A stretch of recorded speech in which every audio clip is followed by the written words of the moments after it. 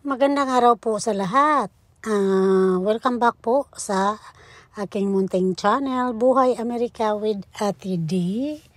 At ngayong araw na po ito ay maglilinis po tayo ng taniman ng ating mga bagong tanim. Malamig pa rin po dito, pero kailangan na pong linisin yung mga okra na wala na pong dahon. Kasi nag-ano na po siya, dahil po sa sobrang lamig, natatanggal po yung dahon nila. Kaya ito, lilinisin na natin para mataniman natin ng panibago. Pero hindi pa po agad-agad tataniman ng panibago kasi hindi pa yung tutubo kasi nga malamig pa. So, ayan, samahan niyo po ako sa paglilinis. Ayan, talaga pong namang malaki kasi yung puno ng okra, kaya medyo matigas po siya, matagal siyang tanggalin. Ayan, para po akong nahirapan, pero syempre kailangan din nating unti-untiin lang ba kumbaga, kasi wala naman po ibang maglilinis niyan kundi ako lang. Ayan, share nyo po yung aking video sa mga kakilala nyo sa inyong social media. Ayan, tapos po mag-comment po kayo below at sana po mag-subscribe kayo sa aking channel, Buhay Amerika with Ate D. Ayan, malapit na po natin matapos ang ating paglilinis. Sorry po, medyo maingay, dumaan po kasi yung eroplano.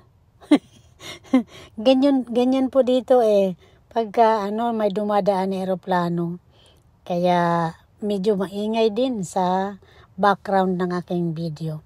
Ayan po, inaano yung lupa para medyo malambot-lambot siya kapag tinam na natin ng pag nagtanim tayo ulit. Kaya talagang inaano ko pong lambot.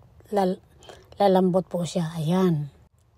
Kayo po ba? Ano po bang ma-share ninyo kung nire-ready nyo po ba ang inyong taniman o kaya ang inyong garden bago kayo magtanim ng panibago? Ano po bang mga ginagawa nyo? Kasi ako po ganito lang, lilinisin ko muna, tapos papahingahin ang lupa para pagdating po ng na tataniman ulit, medyo maganda-ganda po yung lupa. Kaya ganyan po sa experience ko lang sa pagtatanim, ganyan po ang ginagawa ko. At dito naman po ito sa kabila, mayroon pa akong nabiling bell pepper po. Itong nabili ko. Ayan, nabili ko yan sa Home Depot. Siyempre, yun yung palagi kong, yan kasi yung nursery na maraming kang mapipili ang tanim. Kaya doon talaga ako bumibili. Ayan po, ito po bagong taniman na ginawa ko lang po yan. Ayan, ginawa ko lang yan. Kahoy lang po na talagang kumbaga para hindi na ako bibili ng kaangpa or pat. Kasi alam nyo naman, yung paligid ay puro mga bato. Bato-bato po talaga yan ang paligid. Kaya wala po akong damo dyan. So, pag nag-decide po akong magtanim, gumagawa lang po ako ng parang square-square lang. Pero kahoy po yung gamit ko. Madali lang. Tapos, siyempre, nilalagyan ko lang yan ng puro compost po yan na galing sa, galing din yan sa Home Depot na mga tanim ko. Uy, baka naman Home Depot, maano mo ako ha. Makalibre ako dyan ng palagi kong nami-mention yan sa video ko.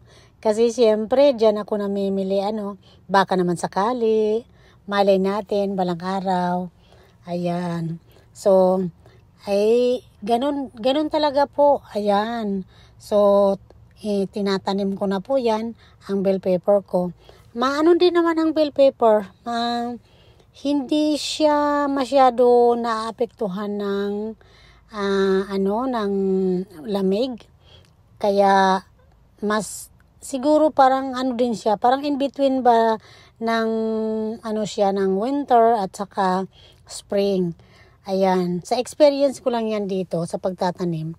Kaya ang bell pepper maganda.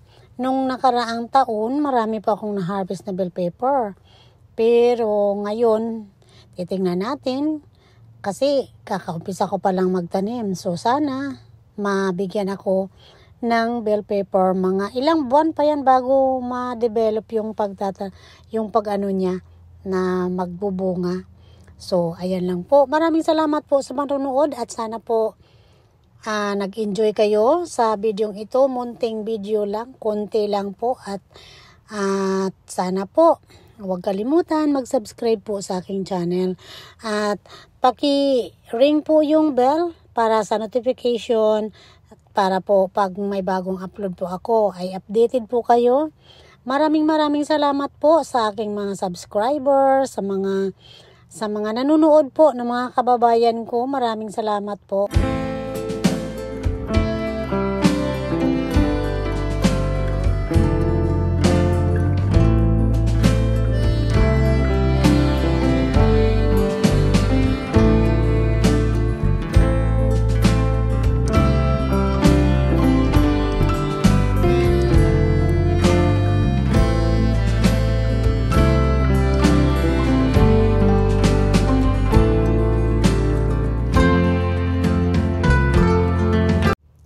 At ito naman po ay ang mga bulaklak ko. Maganda po sila ngayon kasi maganda ang weather, hindi masyado mainit. Maraming salamat po sa panonood.